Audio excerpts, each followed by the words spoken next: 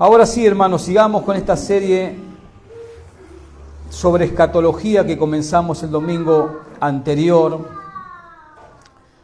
sobre lo que estamos viendo, que quedan muchos eventos, muchas cosas que cumplirse aún en el plan redentor de Dios. Y habíamos comenzado a ver el domingo anterior que la iglesia no es la fase final del programa de Dios antes de entrar al estado eterno. La iglesia, la era de la iglesia no es la etapa final. Todos sabemos que la iglesia comenzó en Hechos 2 y la iglesia va a ser arrebatada. O sea, la iglesia tiene y tuvo un comienzo y la iglesia tendrá un final. Y ese final va a ser cuando el Señor venga a recoger a sus escogidos, cuando Él venga a recoger a sus santos, a la iglesia, a aquellos que estén vivos. Y ese evento es inminente. ¿Qué significa inminente? Que puede pasar en cualquier momento. No hay señales para eso. Por eso nosotros los creyentes debemos estar como atentos, siempre que preparados. Y la mejor manera de estar preparados es ser parte de una iglesia local y estar constantemente en comunión con la palabra de Dios. Es la mejor manera de estar preparados. ¿Por qué? Porque el Señor va a venir a buscar a su iglesia y ese evento es inminente. ¿Se acuerdan cuando estudiamos Primera de Tesalonicenses? Pablo, ¿qué decía sobre ese evento en el capítulo 4? Él pensaba que podía ocurrir en sus tiempos. Él dice, y nosotros, los que estemos vivos, seremos arrebatados juntamente con ellos, o sea, los que resucitaron primero. Entonces, si nosotros vamos 2000 años hasta atrás, nos encontramos con que los primeros creyentes, ya en su época, estaban esperando ese acontecimiento de que el Señor venga a buscar a su iglesia.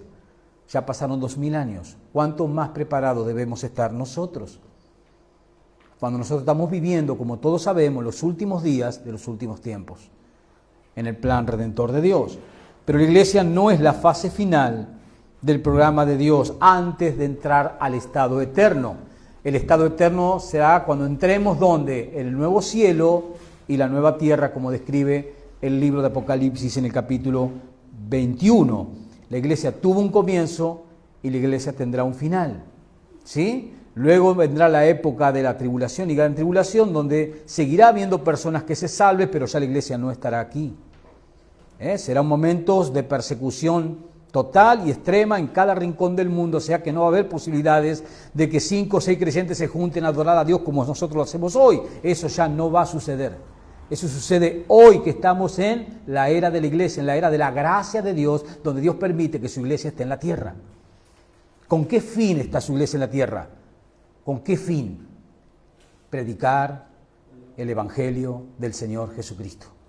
Ese es el fin y la responsabilidad que tenemos aquellos que somos miembros de la iglesia de Cristo. Esa es la responsabilidad que tenemos cada uno de nosotros. Pero como decíamos, hay muchas cosas que deben cumplirse y en este estudio escatológico que hemos comenzado, vamos a ver 7 cosas, 2 de ellas ya vimos, que tienen que suceder, pero todavía y aún no han sucedido. Ya hemos visto que la primera de ellas es que Israel no ha sido salvado ni restaurado como nación, como entidad nacional. Israel en la actualidad sigue en incredulidad, sigue bajo el juicio de Dios. Pero la palabra de Dios claramente enseña, como lo estudiamos el domingo anterior, que Israel como nación en su totalidad, aquellos que son escogidos, un día, en un tiempo, Israel como nación se va a convertir en su totalidad a Dios. Cuando reconozcan en ese tiempo a Jesús como el verdadero Mesías. Porque la nación de Israel en nuestros tiempos de hoy, desde que rechazaron a Cristo cuando vino a salvarlos a ellos, como dice Juan en el capítulo 1 de su Evangelio, a los suyos vino, mas los suyos no le recibieron. ¿Qué está diciendo Juan ahí? Jesús, judío en su carne, en su sangre, Él vino a salvar ¿a quién? A los judíos. Eso es lo que está diciendo Juan en su Evangelio, capítulo 1, verso 12. A los suyos vino, mas los suyos, o sea, la nación de Israel, no le recibieron. Sino que hicieron, lo rechazaron. E hicieron que los romanos lo crucificaran en un madero. A partir de ahí, Israel está bajo juicio, bajo incredulidad. Pero la promesa de Dios para con esa nación, los descendientes de Abraham, el amigo de Dios, el primer justificado por la fe, el modelo de fe, esa descendencia de Abraham, que son los judíos, un día como nación, como país en su totalidad, serán restaurados a la comunión con Dios. Cuando ellos, al final de la gran tribulación, reconozcan, cuando venga Cristo en su segunda venida con poder y gran gloria, reconozca que Jesús había sido y es el Mesías prometido por los profetas.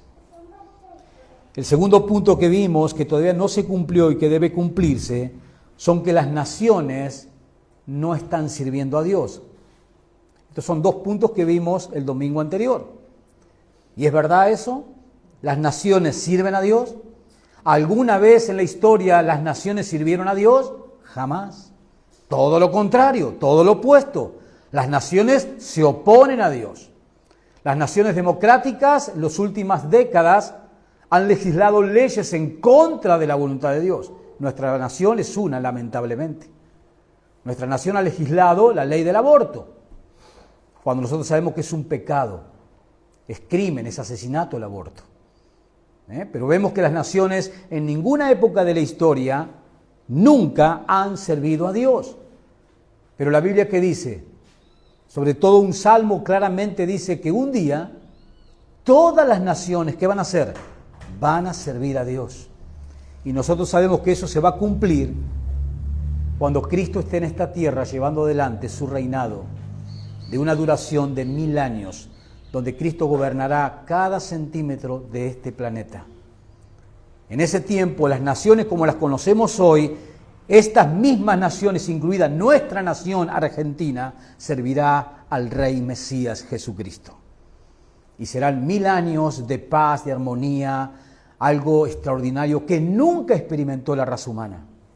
Esos días vienen, se acercan, porque esta era como la conocemos nosotros actualmente, llena de pecado, de corrupción, de inmoralidad, está llegando a su fin.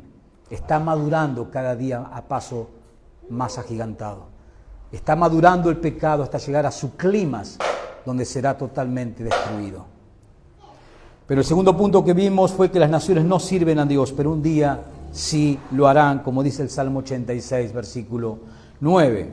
En tercer lugar, y eso vamos a empezar a verlo hoy, las naciones no están en la actualidad experimentando la armonía internacional y la eliminación de las guerras.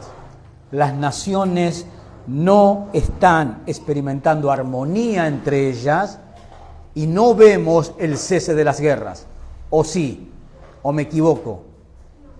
¿Hay armonía entre todas las naciones? No. Todo lo contrario. ¿Sigue habiendo guerras? ¿Sigue habiendo rumores de guerras? Sí. Desde que el mundo es mundo, desde que el ser humano está en la tierra, desde que las naciones se formaron, no ha habido un instante de paz en el mundo. Las naciones no están experimentando la armonía internacional entre ellas y no están experimentando las naciones la eliminación de las guerras. Pero ¿saben qué? Un día sí sucederá. Va a venir un tiempo donde en todas las naciones, y hay más o menos alrededor de 200 naciones en el mundo, va a haber un tiempo donde esas 200 naciones en el mundo estarán en armonías. Parece una utopía, ¿no? Pero así lo dice la Escritura. Y si lo dice la Escritura, lo dice Dios. Y si lo dice Dios, va a suceder. Y no solo eso, sino no se hablará más de guerra en el mundo. ¿Cuándo sucederá eso? Nuevamente, en un periodo llamado milenio, que es el periodo donde el Señor Jesucristo, cuando retorne a la tierra con gran poder y gran gloria, desde Jerusalén, que será la ciudad capital del mundo entero, Jesús en su trono, en el templo, desde Jerusalén, estará reinando como Rey de reyes, reyes en las naciones y el soberano sobre ellos. ¿Y quién estará gobernando con Jesús? Usted y yo, si ha creído verdaderamente en Cristo, lo sirve, lo sigue, usted también estará cogobernando con Cristo. Porque esa es la promesa para la iglesia, para los redimidos del Señor. Pero las naciones no están experimentando la armonía internacional y mucho menos la eliminación de las guerras, pero un día sí sucederá. Venga conmigo al profeta Isaías y escuchemos al profeta allí en el capítulo 2, profeta Isaías, capítulo 2, a partir del versículo 1. Esta es la tercera de estas 7 cosas que estamos viendo que todavía no han sucedido, pero que van a suceder en un futuro. Isaías capítulo 2, a partir del versículo 1. Fíjense que usted tiene un título ahí arriba del pasaje, donde dice el reinado universal de Jehová, o sea, de Dios, es decir, de nuestro Señor Jesucristo, cuando Él esté reinando en esta tierra. A eso alude este capítulo 2. Versículo 1 dice Isaías 2, 1, lo que vio Isaías, hijo de Amós, acerca de Judá y de Jerusalén, o sea, acerca de Israel. Lo que vio, ¿por qué dice lo que vio? Porque es una visión que Dios le da al profeta. Lo que vio Isaías, hijo de Amós, acerca de Judá y de Jerusalén. Acontecerá, y acá comienza a narrar Isaías la visión. Isaías dice, acontecerá en los postreros de los tiempos. Esa frase es importante ahí. Acontecerá en los postreros de los tiempos, o sea, en un tiempo futuro, en un tiempo alejado, pero un tiempo al fin, va a llegar en ese tiempo que van a suceder ciertas cosas. Nosotros sabemos que ese tiempo del fin, ese tiempo del cual está haciendo alusión Isaías, se está refiriendo al tiempo cuando Jehová esté reinando en la persona de Jesucristo este mundo. Acontecerán los postreros de los tiempos, que será confirmado el monte de la casa de Jehová como cabeza de los montes, y será exaltado sobre los collados, y correrán a él, ¿quién? Todas las naciones. Ese monte se refiere al monte Sión. En el monte Sión está edificada la ciudad de Jerusalén, allí en Israel. O sea, Jerusalén es ese monte que será exaltado en ese tiempo y puesto como ¿qué? Como cabecera, como la cabeza, como la capital de todas las naciones en el mundo. ¿Cuándo? En aquel tiempo postrero, dice Isaías. Versículo 3. Y vendrán muchos pueblos y dirán, venid y subamos al monte de Jehová, a la casa de Dios de Jacob, y nos enseñará sus caminos, y caminaremos por sus sendas, porque de Sión saldrá la ley, y de Jerusalén la palabra de Jehová. ¿Por qué? ¿Quién estará en Jerusalén sentado en su trono? Jesucristo.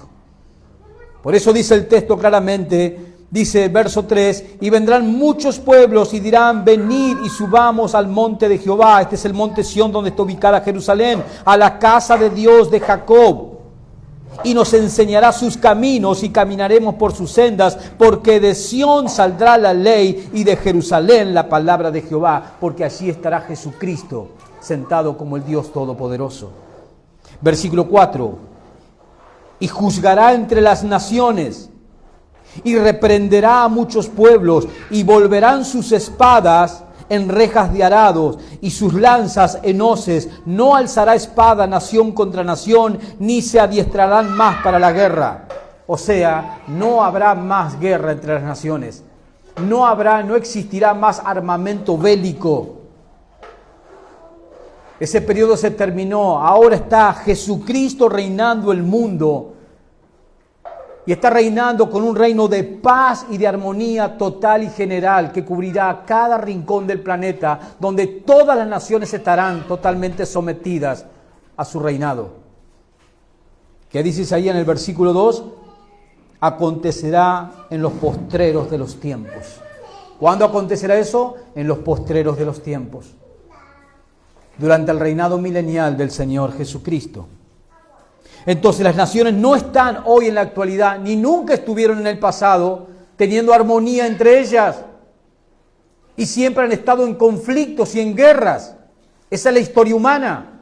En 6.000 años que tiene el ser humano sobre el planeta, nunca hubo un periodo de paz. Nunca en la tierra. Jamás. Pero viene un tiempo en el cual habrá 1.000 años de paz, de armonía. Como dice el texto en el verso 4 al final, ya no se adiestrarán más para la guerra, o sea, no existirán más los ejércitos porque no serán necesarios, porque nadie invadirá a nadie. ¿Usted se puede imaginar eso? que una nación ya no tenga fuerzas armadas porque no van a ser necesarias. Ya no van a ser necesarias las fuerzas de seguridad, no van a ser necesarias en una ciudad la policía, no va a ser necesaria. ¿Te puedes imaginar eso? No va a haber asesinatos, no va a haber robos. Porque estará Dios en persona.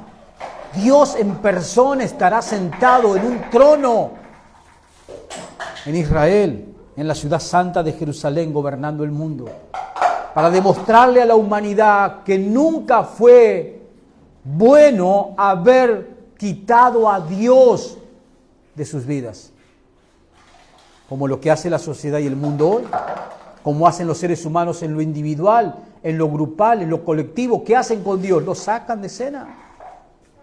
Ahora estamos vísperas a festejar ¿qué? La Navidad. ¿Quién es el personaje famoso en estos días? ¿Quién es? ¿Es Jesús? ¿De qué trata la Navidad? La palabra Navidad proviene de la palabra natividad, o sea, la natividad más importante. ¿Cuál fue la natividad, el nacimiento más importante? Porque eso significa natividad, nacimiento. ¿Cuál fue el nacimiento más importante del mundo, en la historia? ¿Cuál fue? ¿El tuyo? El nacimiento más importante en la historia de la humanidad fue el nacimiento del Dios cuando se hizo hombre, Jesús. De eso trata la Navidad. Y la palabra Navidad proviene de esa palabra natividad, que significa nacimiento. Se relaciona con el nacimiento de Jesús, pero resulta que en el mundo no se habla de Jesús.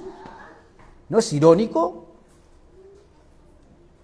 Que el mundo esté hablando comercialmente de cualquier cosa, de Papá Noel, de lo que sea, pero no hablan de Jesús. Cuando la Navidad tiene que ver ¿con quién? Con Jesús. Porque es acerca de su nacimiento y tendría que hacerle reflexionar a la gente, aunque no sea cristiana, que no sea creyente, la tendría que llevar a reflexionar, ¿por qué tuvo que venir Jesús y nacer? Ya que vamos a festejar su nacimiento de nuevo. Simplemente sentido común, cada persona tendría que reflexionar en su casa y preguntarse, ¿por qué tuvo que venir Jesús? ¿Y por qué a Jesús se lo llama Salvador? ¿No estaremos en un problema? Y claro que sí. Claro que sí, como humanidad estábamos en un problema. Por eso tuvo que venir Jesús a remendar el problema. Pero a nadie le importa. Todos están pensando en la fiesta, todos están pensando en decorar sus casas, todos están pensando qué comprar, qué lechón comprar, qué cordero comprar, cómo nos juntamos, a dónde nos juntamos. Todos están pensando en ir a bailar después de la medianoche. Otros están pensando en viajar a ver sus parientes y pasar la fiesta con sus parientes en otro lugar. Y muchas cosas más podemos sumar a todo eso, pero nadie habla de Jesús. Y la Navidad tiene que ver 100% con Jesús, con el Hijo de Dios que nació en Belén. Y el Hijo de Dios nació en Belén, se encarnó, dejó su gloria, vino a poner sus pies en este chiquero para rescatarnos. Pero el mundo no le importa, no le interesa. Por eso nosotros con más ahínco debemos nombrar, publicitar, proclamar el nombre de Jesús y decirle a la gente, escúcheme, la Navidad tiene que ver con Jesús. ¿Vos sabías que Jesús nació para salvarte? ¿Qué has hecho hasta el día de hoy que no le has abierto tu corazón? ¿Qué has hecho que no has venido a Él en arrepentimiento, que no has quebrado tu corazón, que no has dejado, que no has reconocido tu pecado? Y has dejado que el amor de Dios en Cristo Jesús entre en tu vida para la salvación de tu alma. Volvemos a lo nuestro. Entonces, en tercer lugar, las naciones no están experimentando la armonía, ni el cese de las guerras, pero viene un día que eso va a suceder. Número 4, la renovación del planeta. La renovación del planeta no ha sucedido, pero un día este planeta será restaurado. Y eso lo vemos claramente si usted me acompaña a Mateo capítulo 19. Escuchémoslo a Jesús. Mateo 19, versículo 28.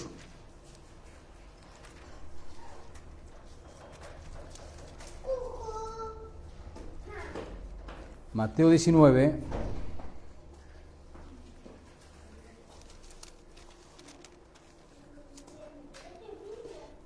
versículo 28. ¿Lo tiene? Amén. El contexto es una parábola del joven rico que Jesús les da para darle una enseñanza a sus discípulos. Y allí casi al final de esta parábola Jesús dice en el versículo 28, y Jesús les dijo, de cierto os digo, Jesús se está remitiendo a sus discípulos, de cierto os digo que en la regeneración, y esa palabra es importante en el texto ahí, subráyenla, de cierto os digo que en la regeneración, cuando el Hijo del Hombre, ¿quién es el Hijo del Hombre? ¿A quién da solución?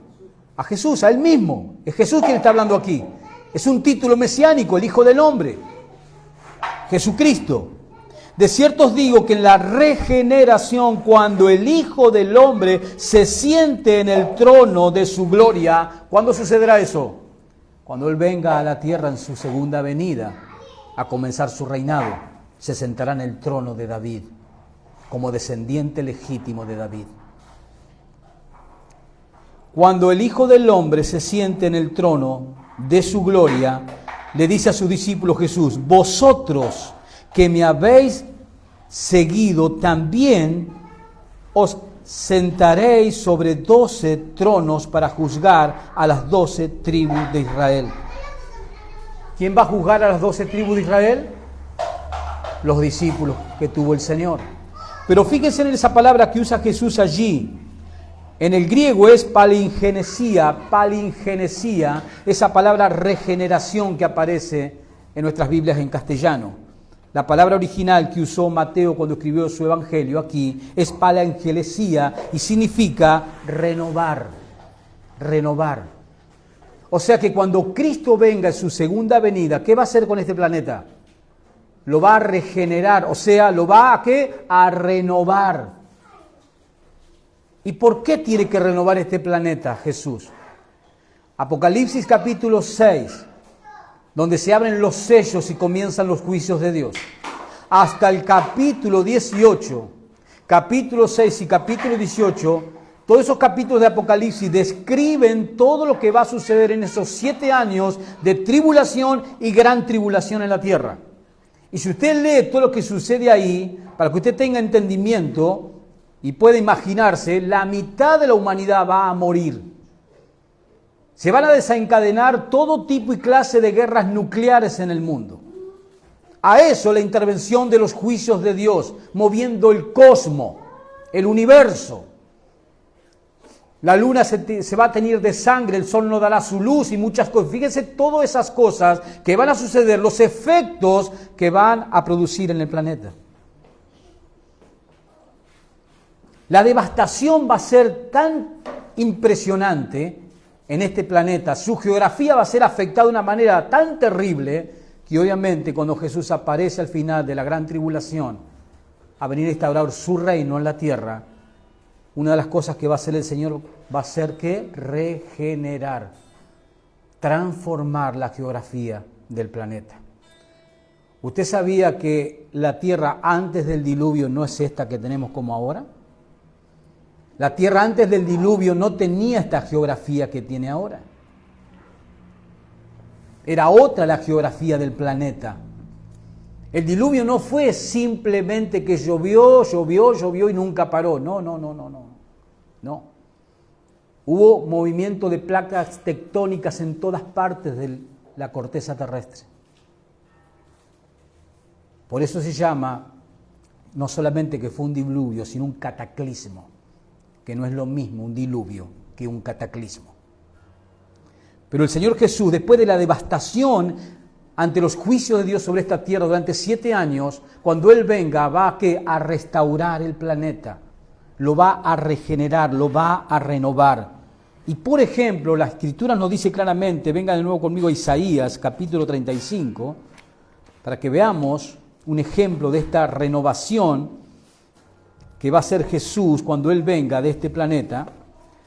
Isaías 35, versículo primero. Isaías 35, versículo primero.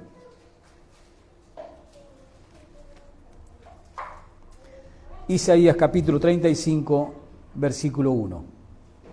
Amén. Dice el profeta: se alegrarán el desierto. Fíjese el título, ¿eh? ¿Qué dice el título? Futuro glorioso ¿de quién acá, puntualmente? De Sión. Acuérdense, Sión es un monte, una elevación donde está edificada la ciudad de Jerusalén. Allí está Jerusalén, el monte Sión edificado. Ese mismo monte Sión donde Dios le pidió a Abraham que sacrifique ¿a quién? ¿A quién? A su hijo Isaac. ¿A dónde fue esa escena? En el monte Sión, donde más adelante se edificó el templo también. Dice así: se alegrará el desierto y la soledad. El yermo se gozará y florecerá como la rosa. Verso 2. Florecerá profunda, no, ¿qué dice?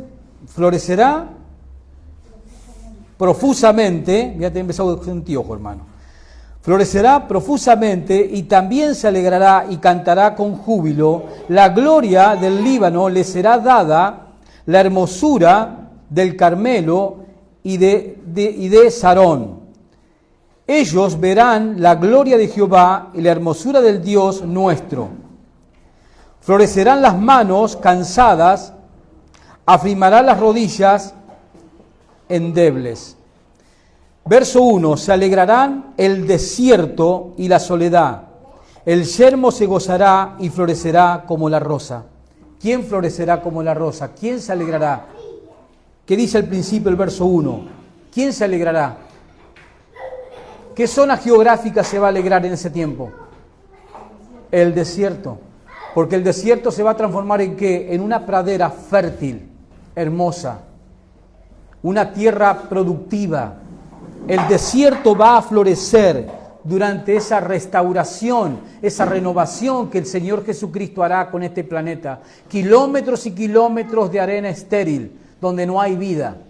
En ese tiempo del reinado milenario de Cristo, el desierto va a ser óptimo para sembrarse, va a producir.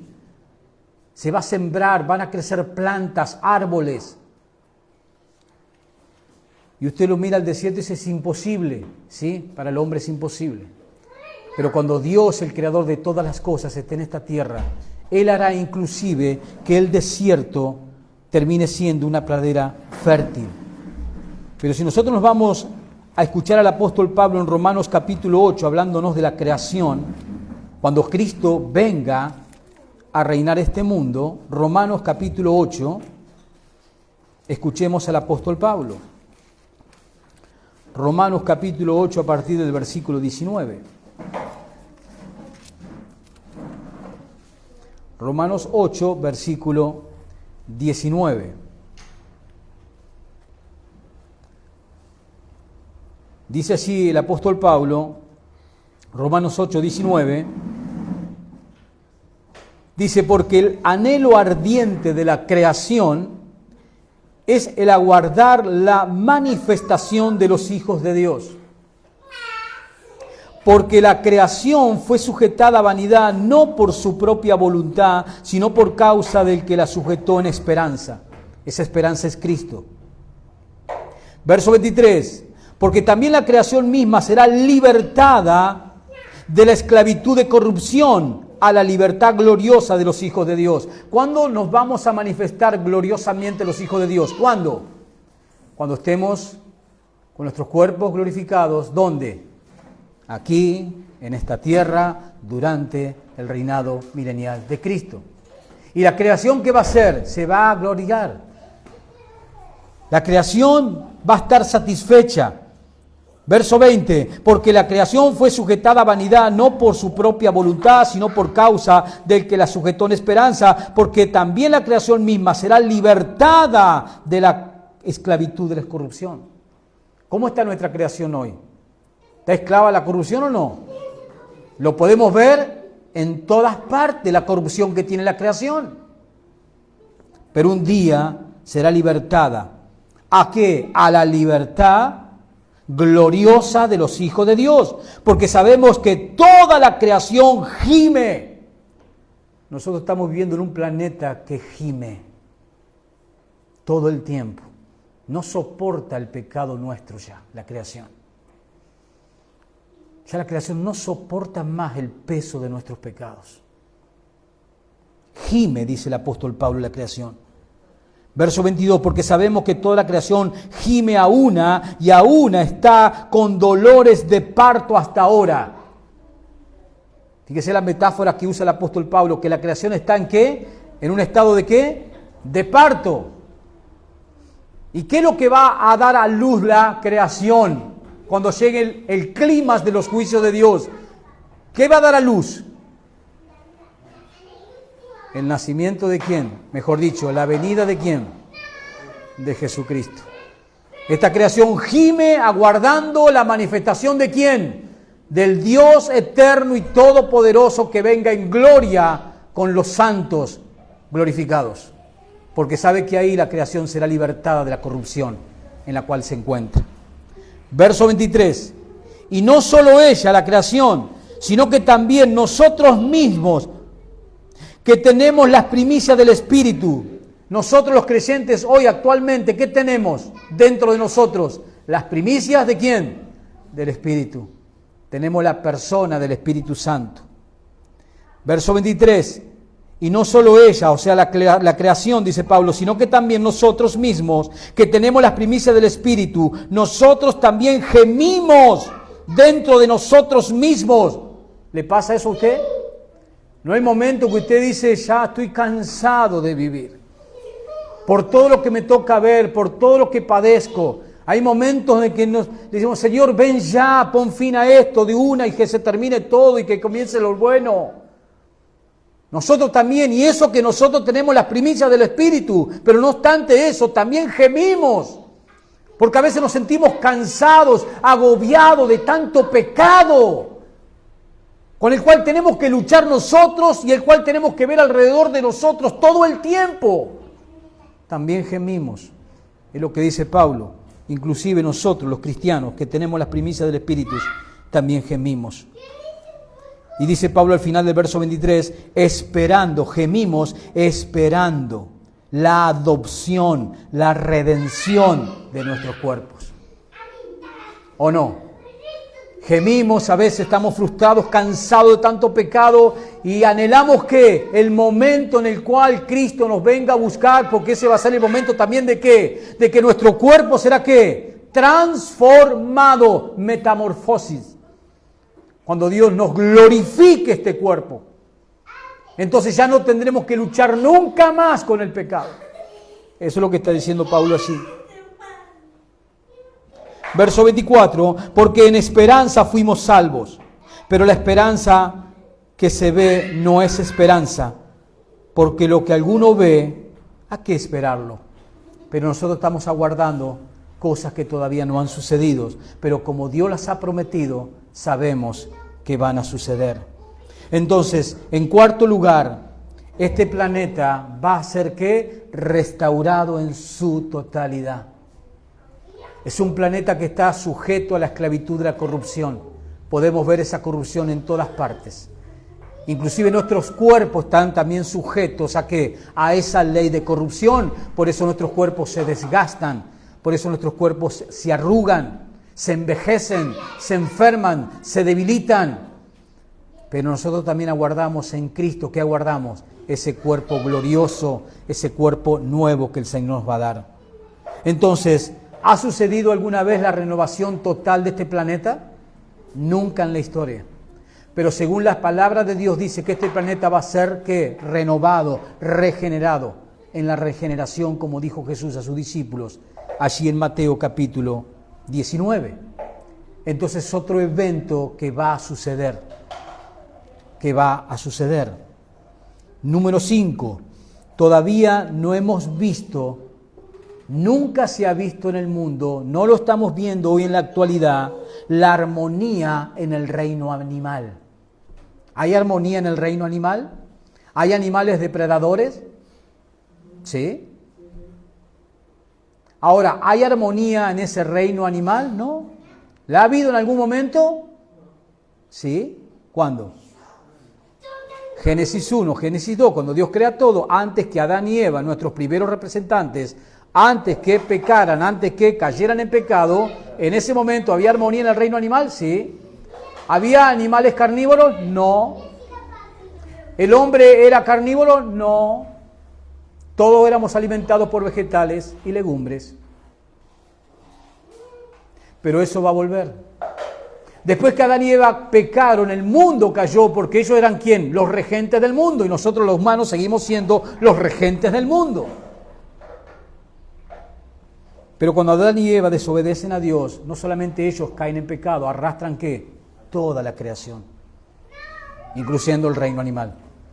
A partir de ahí, el ADN de los animales empezó a cambiar y empezaron a aparecer los animales carnívoros, los depredadores, venenosos.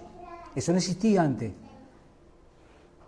Ahora, históricamente, después que Adán y Eva pecaron, hasta el día de hoy, nosotros nunca hemos visto armonía en el reino animal, por causa del pecado. Pero ¿cuál es la buena noticia? Que un día habrá armonía en el reino animal. Y ese tiempo siempre hace alusión al tiempo cuando Cristo venga a instaurar su reino en este mundo. Acompáñeme a Isaías, capítulo 11. Isaías, capítulo 11, y veamos cómo va a ser en este planeta regenerado la armonía entre los animales. Isaías, capítulo 11, a partir del versículo 6. Isaías 11, versículo 6.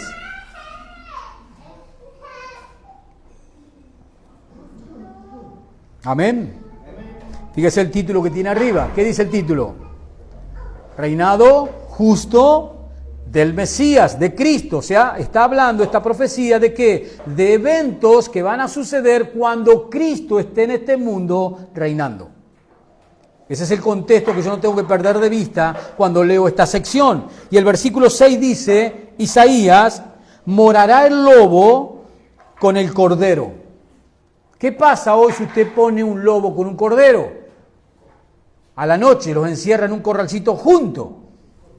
Y a la mañana se levanta y le va a dar de comer al cordero y al lobo. ¿Con qué se va a encontrar? ¿Se va a encontrar con el cuero del cordero o del lobo? Bueno, pero acá la palabra de Dios dice que va a venir un día en que va a morar el lobo, ¿con quién? Con el cordero, en un ambiente de armonía total. ¿Por qué? Porque el lobo ya no será carnívoro. ¿Qué más dice? Morará el lobo con el cordero y el leopardo con el cabrito. El mismo ejemplo. Si dejamos un leopardo con un cabrito a la noche y nos levantamos a la mañana, ¿con qué nos encontramos? Con el cuero de ¿quién? Del cabrito. Pero dice que van a morar juntos también el leopardo con el cabrito. Se acostarán, dice. El becerro y el león y la bestia doméstica andarán juntos y un niño los pastoreará. Imagínese un león con tu mascota, con tu perrito. Animales domésticos son esos, ¿no? Los que podemos domesticar. Tu perrito, tu mascotita con un león. ¿Qué pasaría hoy si lo dejas con un león? De un bocado te quedas sin mascota. Pero viene un tiempo, viene un día donde el león va a estar con el animal doméstico como si nada. Y además dice, y aún un niño podrá jugar con ellos, que no va a haber peligro. Podemos dejar estos hermosos niños jugando con un león y no habrá problema. No habrá arañazo, no habrá mordedura, no habrá nada. Armonía total. Y si la bestia doméstica andarán juntos y un niño los pastoreará, la vaca y la osa pasarán sus crías, se echarán juntas y el león como el buey comerá paja. El león dejará, el leopardo dejará, el lobo dejará de ser ¿qué? Carnívoro. Y se alimentará a pasto. ¿Por qué? ¿Qué va a suceder? Su metabolismo será transformado, su ADN será cambiado. ¿Quién puede hacer eso? ¿El ser humano puede hacer eso? No, solamente Dios. Y Dios lo va a hacer en ese tiempo cuando el Mesías esté reinando en la tierra. Va a haber armonía en el reino animal en ese tiempo. Número 6. Satanás sigue engañando en la actualidad al mundo y sigue ejerciendo influencia en el mundo. ¿Es verdad? Satanás está engañando al mundo, como lo hizo con Adán y Eva a partir de ahí hasta el día de hoy. ¿Ha engañado al mundo, a la humanidad y la sigue engañando? Sí. ¿Ejerce influencia? Sí, y mucha. Está la influencia que ejerce Satanás con sus ideologías, con sus líneas de pensamiento, que no hay colegio, no hay universidad donde no estén enseñando las ideologías y los pensamientos y la filosofía satánica y humana impía. Por eso a nuestros hijos, más allá de mandarlos al colegio, tenemos que enseñarles la Biblia. Pero vayamos a Efesios a ver estas realidades, capítulo 2, de cómo Satanás sigue engañando al mundo y ejerciendo influencia en este mundo. Efesios capítulo 2, a partir del versículo 1. Efesios 2, verso 1. Y veamos en sexto lugar cómo Satanás sigue engañando y ejerciendo influencia en el mundo caído. Dice así Pablo en Efesios 2, verso 1. Dice Pablo, recordándole a los efesios y recordándonos a nosotros, el apóstol Pablo, y él os dio vida a vosotros. No solamente, en primer lugar, Pablo le está escribiendo a los creyentes de la iglesia de Éfeso, sino por extensión en el tiempo. Ahora que lo leemos nosotros, nos está recordando a nosotros. ¿Qué? Que él te dio vida. ¿Cuándo? Cuando estabas muerto en tus delitos y pecados. Cuando no tenías vida espiritual, Él, por pura gracia, en su amor y misericordia, te dio vida, te resucitó espiritualmente, para que puedas ver a Cristo a través de la Biblia, para que puedas entender la Biblia, comprender en el mundo en el que vives, comprender el pecado y la condenación eterna por el pecado y comprender que solo Cristo puede salvarte. Eso significa que Dios te dé vida. Y Él os dio vida a vosotros cuando estabais muertos en vuestros delitos y pecados, en los cuales, o sea, en esos delitos y pecados, verso 2, en los cuales anduvisteis en otro tiempo. ¿Es verdad o no? ¿No es el testimonio de cada uno de nosotros? No vivíamos ahí antes, no teníamos esa clase de vida, no teníamos esa clase de filosofía, de creencias, de ideologías, de pensamientos. Claro que sí, de ahí te sacó el Señor, porque tú vivías así por tus delitos y pecados que habían causado tu muerte espiritual, pero Él te dio vida un día. No te olvides nunca de eso, que Él te dio vida. Tú estás sentado en una iglesia con una Biblia en tu mano, entendiendo las Escrituras. ¿Sabes por qué? Porque Él un día te dio vida. Si no, estarías ahí afuera, muerto en tus delitos y pecados. Y cuando te mueras, irías al infierno, a espera del juicio. Así que no te olvides que Él te dio vida cuando estabas muerto en tus delitos y pecados. Verso 2, en los cuales anduviste en otro tiempo, siguiendo la corriente ¿de quién? Siguiendo la corriente del mundo. Este mundo que tiene un flujo, tiene una corriente, esa corriente y ese flujo, ¿qué son? Líneas de pensamientos, ideologías, filosofías, todas cosas que nada tienen que ver con la Biblia. Así vive el mundo, eso es lo que acepta el mundo como su manera de vivir. Ahí va el mundo, en ese flujo, en esa corriente. Siguiendo la corriente de este mundo, conforme la corriente de este mundo, la filosofía de este mundo, las ideologías de este mundo, los pensamientos de este mundo, es conforme al príncipe de la potestad del aire. ¿Quién es ese? Satanás. Es Satanás quien le dicta al mundo qué tiene que pensar, qué tiene que valorar, sus ideologías. Todo eso es dictado por el mismo infierno. Y el mundo y las sociedades lo toman, lo abrazan, lo elevan, lo exaltan. Y no se dan cuenta que están en una corriente que van directo ¿a dónde? Al pozo del abismo. Pero mientras tanto, Dios en su amor y misericordia envió a su Hijo al mundo, la luz del mundo, para que todo aquel que crea en Él no se pierda. La decisión es de la persona.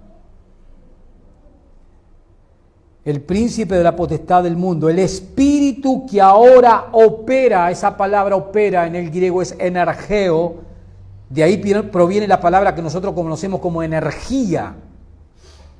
Opera. El príncipe de la potestad del aire, el príncipe que ahora opera, o sea, ejerce una energía en los hijos de desobediencia, o sea, en los pecadores.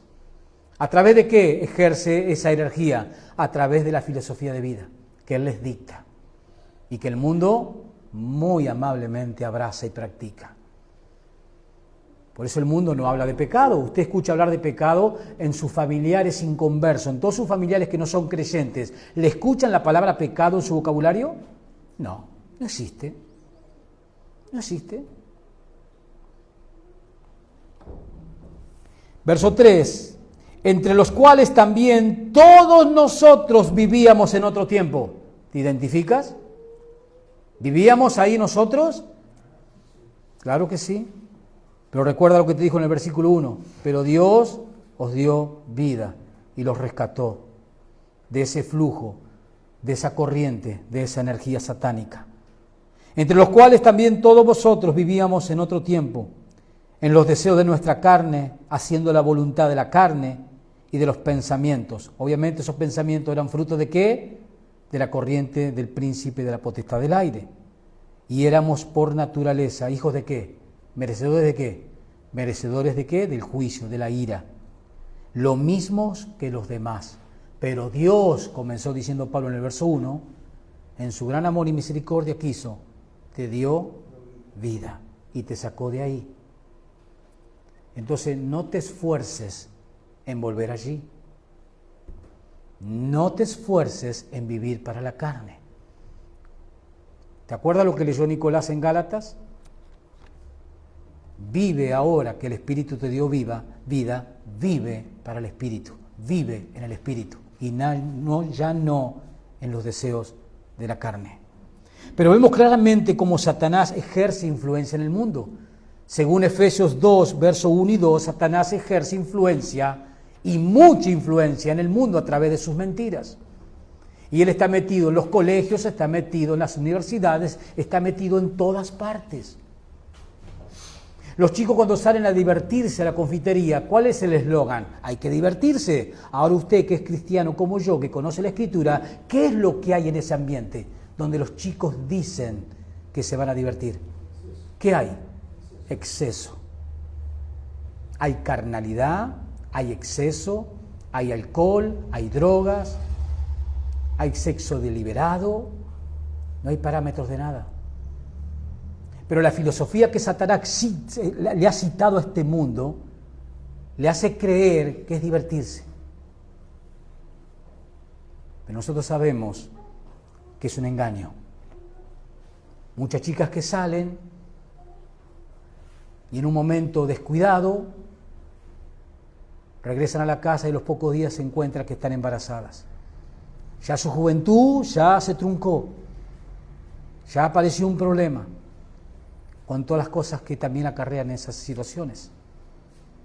Todo nace ¿dónde? En un ambiente que supuestamente nos vamos a divertir. Hay que dejar que los chicos se diviertan. Obviamente que hay que dejar que los chicos se diviertan, pero no que practiquen el pecado. Porque el pecado ¿qué trae? ¿Qué trae el pecado? Consecuencias. Consecuencias. Y no te vas a poder librar de ellas. Tiene consecuencias el pecado. Vayamos a 1 de Juan, capítulo 5, para ir terminando por hoy. Juan, capítulo 5. Ya vimos cómo Satanás ejerce influencia en este mundo. según Efesios, capítulo 2, como vimos recién. Ahora, primera de Juan, capítulo 5, versículo 19. Vamos a ver el grado de influencia que tiene Satanás. Primera de Juan, capítulo 5, y escuchemos a Juan lo que nos revela a través de las Escrituras por inspiración del Espíritu Santo. Juan 5, versículo 19. La primera carta de Juan, no ande en el Evangelio. Primera de Juan, capítulo 5, versículo 19. Fíjese lo que Juan nos dice allí. Dice Juan, hablándole y escribiéndole a creyentes está Juan, escribiéndole a cristianos. ¿Y qué les recuerda Juan a estos cristianos? Sabemos que somos de Dios. ¿Usted sabe que es de Dios? ¿Usted sabe, tiene la convicción de que es un hijo de Dios, pleno y auténtico? Bueno, Juan le dice a estos cristianos, sabemos que somos de Dios. Y algo más les dice. También sabemos que el mundo está bajo ¿quién? El mundo entero, el sistema del mundo, como nos decía Pablo en Éfeso, el sistema del mundo gira alrededor de una corriente que es dictada por el príncipe de la potestad del aire, a quien Juan aquí llama el maligno, a quien también la Biblia lo llama Satanás o diablo. El mundo entero está bajo el poder ¿de quién? De Satanás. ¿Y cómo ejerce Satanás ese poder? ¿Cómo ejerce en el mundo ese poder Satanás, ese poder engañoso? ¿Cómo lo ejerce? Como Pablo te dijo recién en Efeso, en el capítulo 2, verso 1 y 2. Dictando lo que tiene que pensar el mundo, dictando lo que tiene que querer el mundo, dictando las ideologías que tiene que tener la persona. A través de todo eso, Satanás gobierna. Satanás ha hecho un sistema en el cual rueda constantemente y en ese sistema está la humanidad en su totalidad. Por eso Pablo le dijo a los colosenses en el capítulo 1, versículo 15 y 16, que Él nos ha trasladado del reino de las tinieblas, de ese sistema, al reino de su amado Hijo Jesucristo. ¿Quién? Dios nos ha trasladado, nos ha sacado del reino de las tinieblas. El mundo, la sociedad vive bajo el reino de las tinieblas. Cree en todo lo que le dicta el mentiroso y homicida Satanás. Ahí está el mundo. Por eso Juan en esta misma carta, fíjese en el capítulo 2, versículo 15, fíjese lo que les dice a los cristianos. Juan en el capítulo 2, versículo 15. Primera de Juan, capítulo 2, versículo 15. Amén. ¿Qué dice Juan ahí? No améis ¿qué? El mundo. ¿Qué dijo Pablo en Efesios 2, 1, 2? Que el mundo iba atrás de ¿qué? De una corriente filosófica, ideológica, de pensamientos que son dictados ¿por quién? Por el mismo infierno. ¿Qué dijo Juan en el capítulo 5? Que el mundo entero, el mundo en su totalidad, la humanidad, está bajo el poder ¿de quién? De Satanás. Por eso Juan, ¿qué dice? No amen a este sistema, a este mundo, a eso se está refiriendo. Juan aquí no está hablando, no ame las plantas, la tierra del mundo, no está diciendo eso. Juan está diciendo, no ames el sistema, la manera de vivir, de creer, de pensar, las ideologías de este mundo.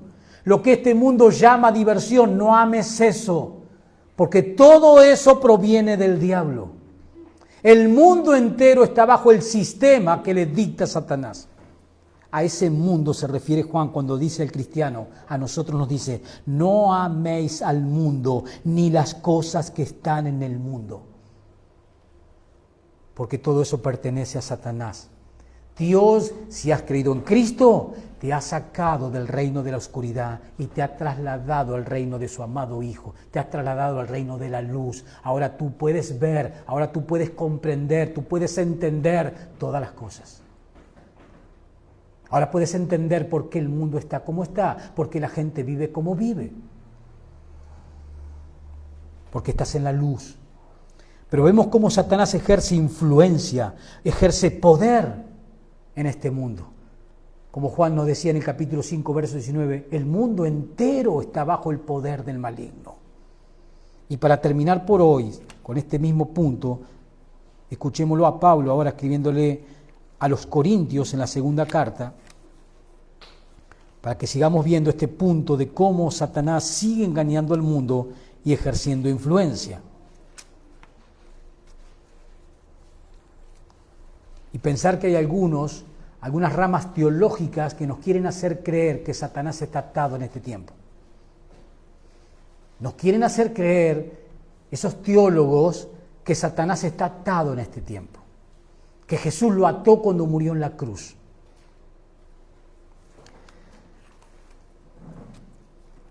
Segunda de Corintios capítulo 4. Segunda de Corintios capítulo 4, versículo 3. Para que veamos y sigamos viendo de qué manera Satanás sigue engañando y sigue ejerciendo influencias en este mundo. Capítulo 4, verso 3 de Segunda de Corintios, Pablo dice: pero si nuestro evangelio está encubierto, entre los que se pierden está encubierto. El evangelio que nosotros predicamos está ¿cómo? Ante los incrédulos, encubierto. Es lo que está diciendo Pablo. Entre los que se pierden, o sea, esos son los que rechazan. Tú le hablas y ¿qué hacen? No. Entonces, mientras esos rechacen, el evangelio de la vida sigue estando para ellos ¿cómo? Encubierto. ¿Pero la culpa es de Dios o es de ellos? ¿O es tuya la culpa? ¿De quién es la culpa? De ellos. Ellos no pueden ver la gloria de Cristo a través del evangelio porque ellos lo rechazan. Cuando tú lo invitas a la iglesia, cuando tú le quieres hablar de Jesús, ellos se niegan. Entonces, de esa manera, el evangelio para ellos sigue estando encubierto. Pero la culpa no es tuya, la culpa no es de Dios, la culpa es de su incredulidad. ¿Qué es lo que va a decir Pablo aquí? Entre los que se pierden está encubierto. Verso 4.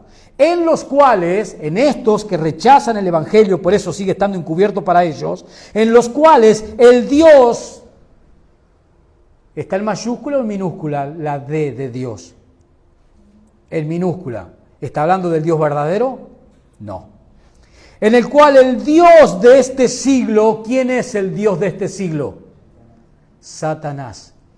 O sea, Pablo está de acuerdo ¿con quién? Con Juan. ¿Qué decía Juan en 5:19? El mundo entero está bajo el poder del maligno. ¿Pablo está de acuerdo con Juan? Totalmente. Pablo lo llama a Satanás el Dios ¿de dónde? De este sistema. De este sistema corrupto, pecaminoso en el cual viven los seres humanos. Sistema en el cual están esclavizados, pero al mismo tiempo sistema que aman. En los cuales el Dios de este siglo cegó el entendimiento de los incrédulos. ¿Qué hace Satanás? Con los incrédulos, ¿qué hace? Les ciega, para que ellos no puedan ver el evangelio. Pero ¿qué decía el versículo anterior? Que ellos no lo pueden ver, ¿por qué? Porque lo rechazan. Y cuando lo rechazan, al evangelio de Cristo le están dando la oportunidad, ¿quién? A Satanás, de que lo cegue más todavía.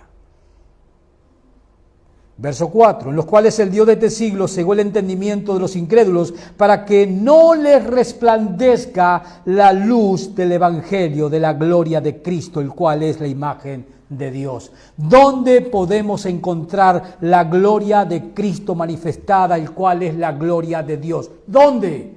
En las páginas de la Biblia. Pero como la persona cuando tú le predicas el evangelio lo rechaza, ese evangelio que contiene la gloria de Cristo, que contiene la imagen del Dios invisible que es Cristo, sigue encubierta. ¿Por qué? Porque ellos rechazan. Y encima, cuando rechazan, Satanás aprovecha y los endurece aún más todavía. Fíjate el verso 4 al principio, en los cuales el Dios de este mundo cegó el entendimiento ¿de quién? ¿De quién? Del que no quiere creer, del que rechaza el evangelio, por eso el evangelio para él sigue encubierto. Entonces a esa persona incrédula, Satanás ¿qué hace? Lo ciega más todavía. Satanás aprovecha la incredulidad, la actitud de incredulidad del corazón humano para aportar su granito de arena. Y obviamente que el Evangelio de la gloria sigue encubierto en aquellos que lo rechazan y nunca podrán ver al Cristo de la gloria, la imagen de Dios manifestada. Y ese punto es importantísimo, hermanos, que usted llegue. Usted tiene que llegar y para eso usted tiene que pedirle a Dios en oración.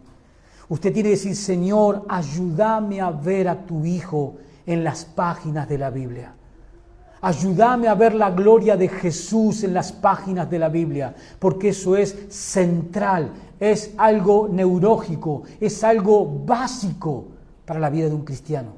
Que usted llegue a ver en la Biblia a Cristo, la gloria, la hermosura, el poder, la majestad de Jesucristo en la Biblia.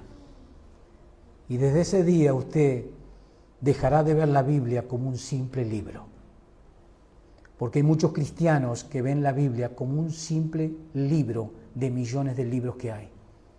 Y la Biblia es la palabra viva de Dios. La Biblia es Cristo. Juan en su Evangelio, cuando él comienza, dice, en el principio era el Verbo. El Verbo era con Dios y el Verbo era Dios. Esa palabra verbo significa palabra. Y ese verbo es Jesús. En el principio era el Verbo, Jesús. El Verbo estaba con Dios, Jesús estaba con Dios. Y el Verbo era Dios, Jesús es Dios. Y esa palabra verbo es palabra. Cuando tú llegues a entender que la Biblia es más que un libro, que es más que una hoja con letras, cuando tú puedas ver a Cristo en cada pasaje de las Escrituras, tú puedas ver la gloria, el poder, la hermosura, la majestad de Cristo, de tu Salvador, de tu Redentor, del Rey que esperamos que va a venir a este mundo, tu vida será otra. Tus prioridades hacia la iglesia, hacia Cristo serán otras. Porque tú vas a ver la gloria de Cristo, que es lo que Pablo está enseñando en estos versículos. Ese es el punto. Pero para terminar por hoy, hermanos, en este punto 6, Satanás sigue engañando. ¿Es claro o no? O los pasajes que hemos visto. Y no solo sigue engañando, Satanás sigue ejerciendo ¿qué? Influencia. No solo en las naciones, sino en los individuos personalmente. Sobre todo en aquellos que rechazan el Evangelio, Satanás sigue ejerciendo influencia. Pero también Satanás, que eso lo vamos a ver el domingo, continuando este punto, también Satanás se sigue oponiendo a los creyentes, o sea, a nosotros. En la actualidad sigue sucediendo. Pero para finalizar, cuando lo veamos el domingo siguiente, Satanás un día, con todos sus demonios, será definitivamente derrotado. Viene un tiempo, viene un día, donde este agente del mal, donde este homicida y padre de mentira, será totalmente destruido y quitado de escena. También viene ese día. Amén. Póngase de pie, hermanos, y vamos a darle gracias al Señor por revelarnos y enseñarnos tantas verdades que nos llenan de esperanza. Señor, te damos en verdad muchísimas gracias por tu palabra, por oír tu palabra, por estar expuesto a tu enseñanza. Enseñanza, Señor, que nos edifica la fe, que nos recuerda, Señor, que aún quedan muchas cosas que cumplirse, que nos espera, Señor, a nosotros, los hijos de Dios, los creyentes en Cristo, aquellos que nos hemos arrepentido de nuestros pecados y hemos puesto nuestra fe en Cristo Jesús como el único y suficiente Salvador.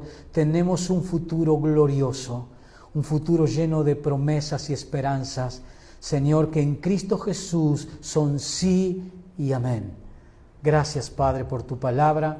Gracias por tus promesas y gracias por esta esperanza que es Cristo Jesús, la esperanza de gloria en cada uno de nosotros. Señor, bendice tu iglesia que está presente aquí. Bendice a cada hermano y hermana, cada familia representada. Fortalécelos según sus necesidades. Tú conoces cada uno de sus corazones. Señor, que tú proveas para sus necesidades espirituales, físicas y económicas. Señor, en tu bondad y en tu misericordia acude a su socorro. Pero también te pedimos que nos des las fuerzas, que nos renueve las fuerzas para que nosotros sigamos proclamando, sigamos testificando, cuanto más en estos días, Señor, a este mundo caído, a este mundo corrompido, a este mundo esclavizado en el pecado, engañado por Satanás, que nosotros sigamos diciéndole que Cristo los puede hacer libres, salvos y perdonados de todos sus pecados.